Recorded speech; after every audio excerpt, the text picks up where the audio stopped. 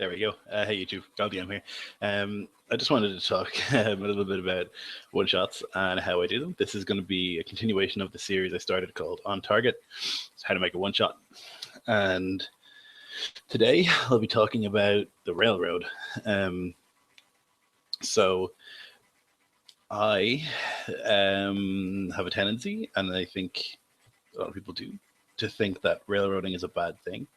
But in a one shot, I don't think it is. So one shots are by their nature a little more linear than campaign games. In fact, a lot more linear in that you've got a clear goal to achieve.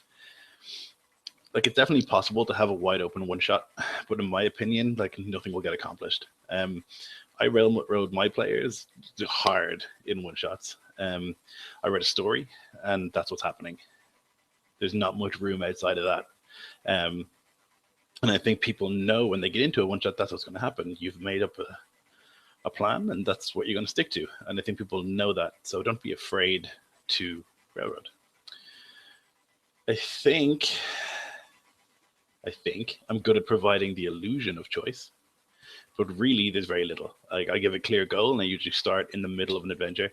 And I create a bunch of scenes that I want to see happen. They might be like really minor, like meeting a certain character and having a conversation. They might be so major that it's like riding dragons in the air during a thunderstorm and there's mage battle or whatever. It doesn't matter as long as you break it down to scenes. So I really treat my one shots like movies. So there's, 3 acts. There's a start, middle, and end. So the point is that you've got about 3 hours to tell a story, and that's not a lot of time, especially in games with lots of math. So you need to be firm. You can't have players sitting around going, maybe we'll go here, or maybe like we'll just go over there, or what's this thing? And I don't put up with that mostly.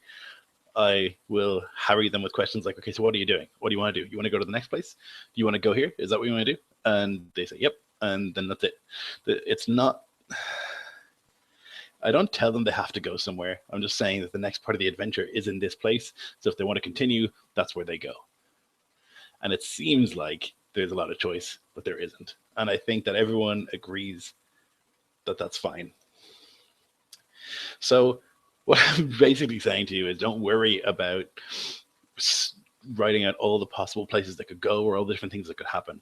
Even in a one shot that seems to have a lot of choice.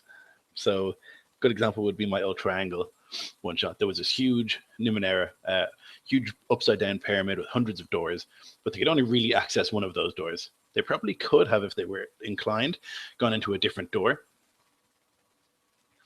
If they were that way inclined, if they wanted to, really try and do so, but they don't know what's in the first door.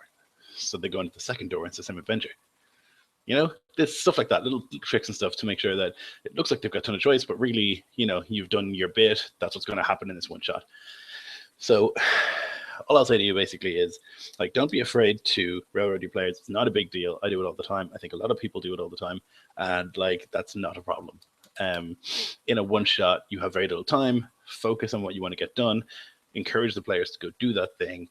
And I think it'll pay dividends. So I hope that helps in some way. If you disagree, which I'm sure many people do, write it below in comments. If you like the channel, then subscribe. I'll put a link here, just over the GalDM thing. And yeah, that's it. Like, comment, subscribe, and hope you like it. Thanks.